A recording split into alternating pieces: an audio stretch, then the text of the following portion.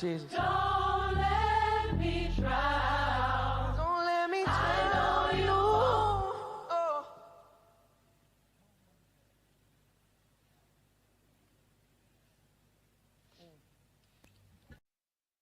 Yeah, there it is, the gay bomb. Look it up for yourself. I mean, this is what they're... What do you think tap water is? It's a gay bomb, baby.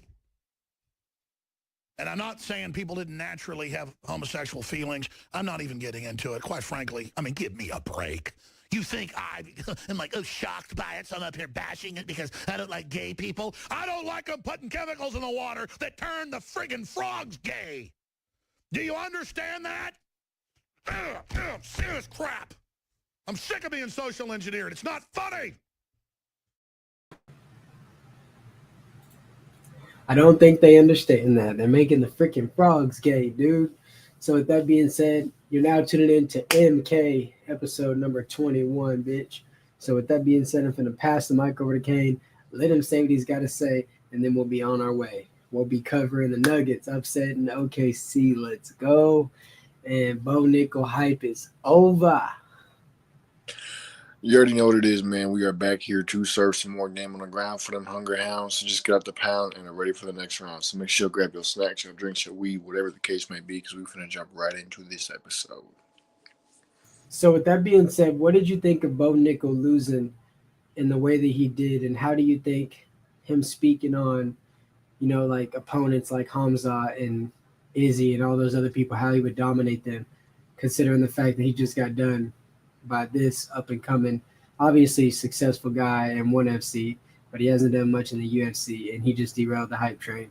What do you think about that? Like, what do you think about Bo Nickal right now?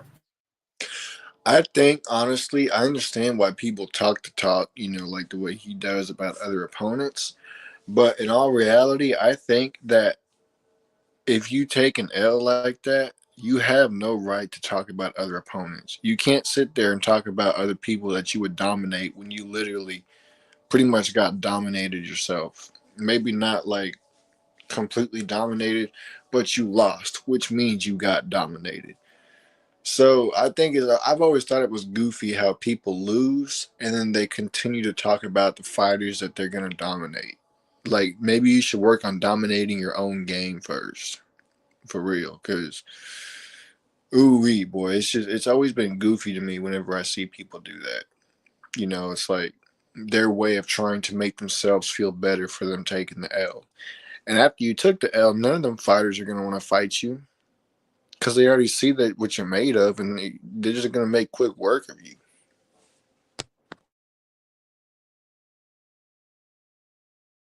Yep, and I don't think he stands a chance against Hamzat. But hey, man, he can always build himself back up. But this is humbling. This is humbling.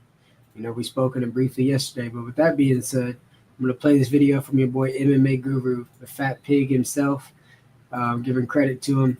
So with that being said, without further ado, shout out to the fat pig MMA Guru. Let's listen. Hamzat Chimaev. You're saying that his wrestling is pretty mid? It's trash. I won't even say mid. He's a 3-time Swedish national champion. That's sick. 12 wins in 3 years, 0 losses. That's incredible. 12-0 in 3 years. We're going to fight at some point, and people will realize that there's levels. And it's just so funny. You go into a world of MMA where there's no other sport where people know less and think they know more. Oh! There may never have been a serving of humble pie quite as large as this one. We've had these moments in the sport, but normally this happens when someone fights for the title and they finally get their humble pie, or someone fights a top 5 contender. I personally thought that Bo Nickal would get ranked. I thought he'd get ranked in the UFC middleweight division. But it turns out he may never be ranked. And he had a lot to say in his rise. And in today's video, I'm going to break down a few things because I've seen a lot of this on Twitter over the past 24 hours. I've seen a lot of Bo Nickal slander. Don't get me wrong, it's everywhere. I've partaken in it. It's enjoyable to do, okay? I'm not blaming anyone for piling on to Bo Nickal here. He's talked a whole lot, but I'm seeing a lot of this. The response to Bo Nickal's loss last night has gone a bit too far. This is MMA. Fighters lose and come back. His career isn't over. Okay. I've seen more. Henry Cejudo had a big cope session about this, and I'm going to go through it. Orban Elliott, don't disrespect the fighters. He had a big take about this one. Everyone slating Bo Nickal as if he hasn't just fought the now 20-2 RDR, former 1-2 weight champion, with his only loss coming from Malakian, current 1-weight 2-weight champion. I know. This is all true. But there's other layers of this that people are missing out on, okay? Bo Nickal's loss is being blown completely out of proportion. He lost to a world champion in just his 8th career fight, a victim of his own potential. The time to develop is minimal. Completely out of proportion. You can expect him to lose to Reina Dorita. I did for so long before I watched that goddamn Meerschaert fight, and it brainwashed me, okay? I really did. But no one's slating him because he lost to Reina Dorita. If a prospect with a ton of hype lost to Reina Dorita, there would be some, I guess he didn't really live up to the potential, but there wouldn't be this level of it. The reason why people are going after Bo Nickal is not because he lost to Reina Dorita. It's not because he was a prospect that lost. It's because he was saying stuff like I just played at the start of the video. It's because he was on the main card of the pay-per-view over much more deserving people to be on the main card. Yuri was on the prelims while Bo Nickal was on the main card against Cody Brundage at UFC 300. Are you listening to what I'm saying right now? Yuri Praska, Alexander Rakic, that performance from Yuri was on the prelims of the card to make way for Bo Nickal versus Cody Brundage on the main card. No one's slating Bo Nickal because he lost. That happens in MMA all the time. There's going to be some slander, I get it, but not to this level. The reason why it's to this level is because Bo Nickal has been saying things, and I'm going to go through a lot of them here, like, I'll destroy Chimaev, and he's terrible, his wrestling is terrible, and then you go out there and not just lose, because let me just play a few of them, okay? I'm going to play this one again loud and clear for people to hear. Hamzat Chimaev. You're saying that his wrestling is pretty mid? It's trash. I won't even say mid. He's a 3-time Swedish national champion. That's sick. 12 wins in 3 years, 0 losses. That's incredible. 12-0 in 3 years. We're going to fight at some point, and people will realize that there's levels. And it's just so funny. You go into a world of MMA where there's no other sport where people know less and think they know more. Other prospects don't just yap like this about the top contenders. There's more to this as well. If you thought that's the only example there was, probably about a few minutes after he had said that about Hamzat Chimaev, he's got this to say about Whittaker and other top contenders like Duplessis. Robert Whitaker fan. Yeah. And when I saw him get the ugliest, He didn't look like himself. dude. That headlock was awful. That was though. disgusting. So seeing that, It got his opponent to the ground, though. Bo Nickal. It got his opponent to the ground, but wait for what he's about to say afterwards. seeing that headlock instantly made me realize that I would probably kill those guys. It was Oh, God, dude, there's never been a humble pie like this. I thought Bo Nickal would get to them and lose. I thought, like, maybe a Cannoneer could pull this off, you know? Because I thought, okay, Paul Craig, his only chance is to win by crazy submission. He submitted Magomed Ankalaev for crying out loud. So it's like, you know, Paul Craig, that's his only shot in a fight. So Bo Nickal just didn't grapple. But now in hindsight, I'm thinking, dude, he didn't grapple with Paul Craig because he knows that he was just yapping. He was yapping nonsense. I don't know if it's someone at his gym. I'm going to go through some of the things that Masvidal has said about him over the years, because I reckon there was a lot of people at his gym at ATT that has just filled his head with absolute delusion. I'm not surprised Masvidal filled his head with absolute delusion, because Masvidal lives in absolute delusion. This dude is 41 years old, making a UFC return, and he thinks he's going to make a run for the title, and he has no grappling whatsoever. So anytime that dude's speaking up for you, shout out to Jorge. He's done some legendary things, but I wouldn't get too high on my own supply, because look at this guy. But what do you have to say about this so far? It's crazy, bro. And was Bo saying all that before or after he lost?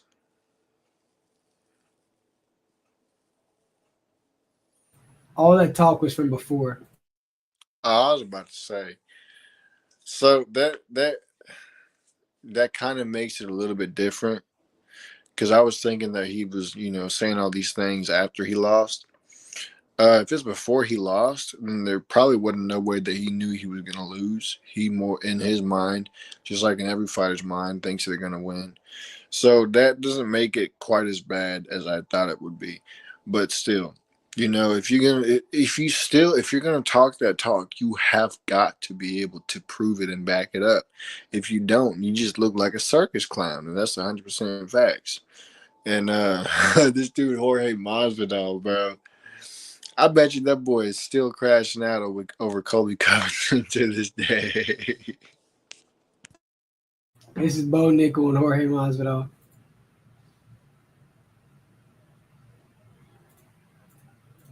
As to why he should be taken in his MMA career this quickly. Remember how quickly he started his MMA career and how soon he was on the Contender Series and how soon he made it to the UFC and now how soon he was in the rankings. I mean, he's only been training for a few years. I wish I would have predicted Reina Dorita to beat him. I knew he would, but I thought Bo Nickal was better than Gerald Meerschaert. And I thought, if Bo Nickal's better than Gerald Meerschaert, he'll be able to do more than Meerschaert, who was winning round one until the last 5 seconds against Reina Dorita. And then he won the second round and he was doing good in the third and then he got caught in a dash choke, which is great to do. It's a great win from Reina Dorita, but I didn't think Bo Nickal's ceiling was this low. I knew it wouldn't make it far, and I've had a whole take about this, as you guys are well aware, where I went after DC. I mean, ignore the top video about him gaining so much weight. I might have to do one of those on Tattoo Ivasa soon. But I had a whole take on this, and they were discussing it. Chael and DC were discussing this on ESPN, and Daniel Cormier was slandering me for how I'm saying that MMA has no place for US wrestling anymore at the top. But I was saying, it's not going to make it to the top. Because look what Merab did to Cejudo, and look what we're seeing right now. A different style of grappling is taking over MMA and is far more effective. And guys that come through the US wrestling system just don't adapt well to MMA anymore. They don't adapt well to mixed martial arts.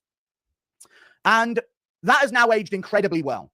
That whole take I had that kicked up a storm and other people jumped in, and I knew this was a take that had been brewing. I don't think I was the first person to have this take, but I was definitely the first person to make a massive video, just sort of zeroing in on this take and making a huge point of it in the spotlight. I know MMA Che is another MMA YouTuber that has been making this take, and he even responded to this whole situation as well. And I think everyone's been saying this. Bedtime Lucas, anyone on YouTube, they've been saying that US wrestling ain't the best for MMA anymore.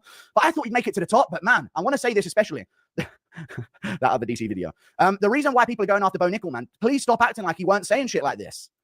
And there's more as well. If Bo Nickal was Mr. Humble Guy, I don't know why I'm on the main card. I'm just going to take the opportunity. But truthfully, Yuri should be on there. If he was a nice guy, maybe he wouldn't have caused as much attention. I get that as well. So in a way, I kind of value that he did this. But this is the response that you get. This is the response that you deserve when you're discrediting a Whitaker and a Duplessis and a Chimaev, guys that are at the top. Oh, Chimaev couldn't take down Usman. You couldn't take down Reina Dorita. You couldn't take down Jamie Pickett without a groin shot. I don't know what would have happened after that, if they would have re-engaged and any would have got a takedown. I think Bo Nickal beats Jamie Pickett most of the times out of 10, but now I don't know. Now I don't know.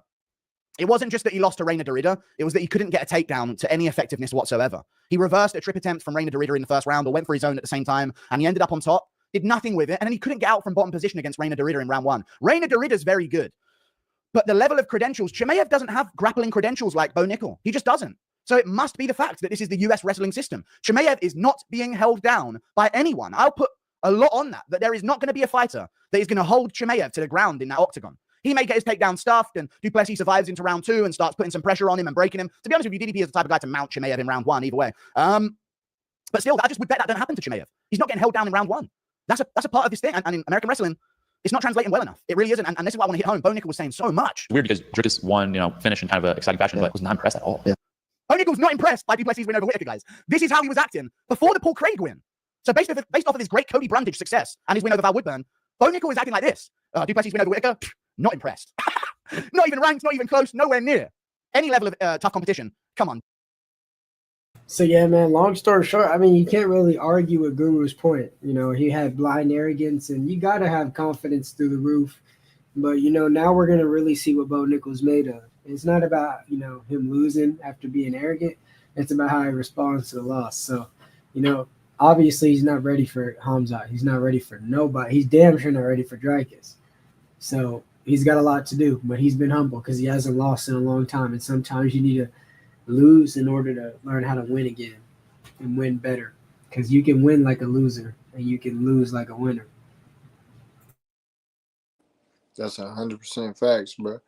The only person that he's ready for right now is himself, so he can improve himself in his game and figure out how he's going to come back and get the W and continue to get the W from here on out. At the end of the day, it is what it is. People are going to talk their talk. That's just how it goes. It's part of the fight game. Whether you're mad about it or not, man, at the end of the day, it ain't got nothing to do with you. At the end of the day, you're not the one that's, stepping into the octagon. You're not the one that he's talking to. You're not, so everybody's sitting around getting all worked up over it. It's just so fucking goofy. Like, it's cool if it's like entertainment and whatnot, but when you legit get in your feelings, oh, he said this about so-and-so, like, bro, like, come on now. We get it. You're a fight fan, but go do something with your life too. But in all seriousness, though, he does need to work on his game if he's going to continue to talk the way that he does. And if he does, cool. If he don't, then that's on him. I just like watching fights because I like seeing people get knocked out. Facts. So with that being said, now we're going to react to people crashing out on Twitter about Aaron Gordon making that game-winning 3. So the game-winning sequence was the Thunder were up by 2 points or 1 point. Chet goes to the free throw line. This dude misses his first free throw, or he made the first one and missed the second. Then they get the rebound, pass the ball to Westbrook. Westbrook's running down the court. Usually Westbrook, he's going to go for it, but he passed it to Aaron Gordon, and this dude Aaron Gordon hits a 3 to end the game at the buzzer. Also, earlier in the game, Aaron Gordon dunked on Chet Holmgren. Chet Holmgren is 7'1". He put that man on a motherfucking poster. And hold up, I gotta send my goals.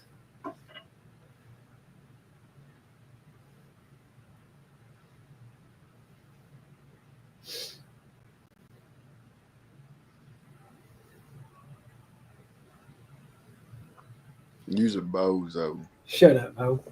So with that being said, guys, we're gonna react to what people are saying on Twitter. And then we'll go ahead and, of course, and get ready to end this motherfucking show. So with that being said, let's see how the people are crashing out. Aaron Gordon, man. That nigga Aaron Gordon FaceTime that hoe. Aaron Gordon is the playoff MVP. That was insane. Feeling hype as fuck after that Aaron Gordon 3 to get my Nuggets to dub. Tonight about to be a good-ass night on Black Ops. Aaron Gordon is having the season of his life. It took an uncharacteristically horrific coaching job at the end of bajillion missed free throws, extremely questionable officiating in the fourth, some of the worst stretches of Thunder basketball I've seen this year, and a miracle 3 by Aaron Gordon to lose by 2. If OKC wakes up, we good. That was a whole lot of yapping. Yeah. Aaron Gordon. Okay, it seems like a bunch of people are mainly glazing. We're Donald Trump. Yo, deport Aaron Gordon would be your only good policy, gang. That's crazy. Fuck Aaron Gordon.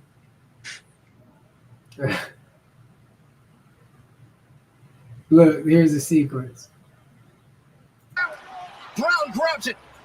7 seconds left. Westbrook, 5 seconds. They're down by 1. Gordon got it. Boy, the Thunder crowd got quiet. Look at everybody's reaction in the crowd. Man, I know the Thunder was screaming. My wife spilled her damn smoothie everywhere when Aaron Gordon made that shot.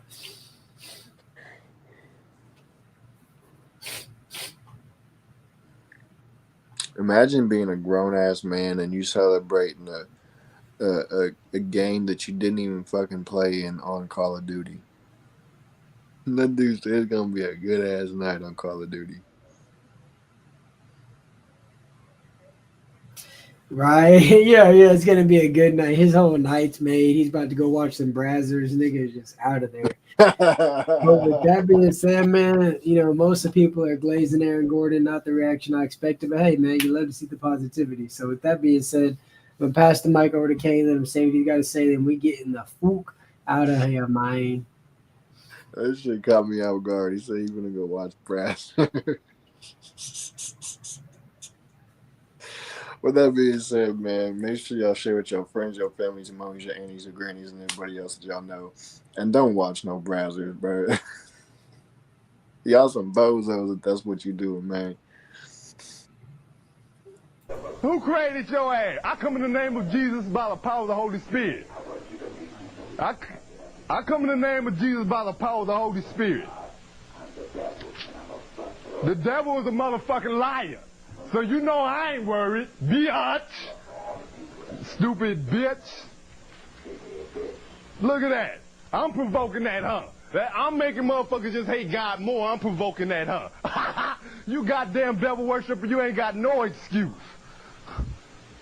Motherfucker, you ain't coming in you come in the name of Satan. I guess if you like a house nigga and won't go competitive, if I say I'm God, then I guess you have to take the side of Satan, huh, motherfucker?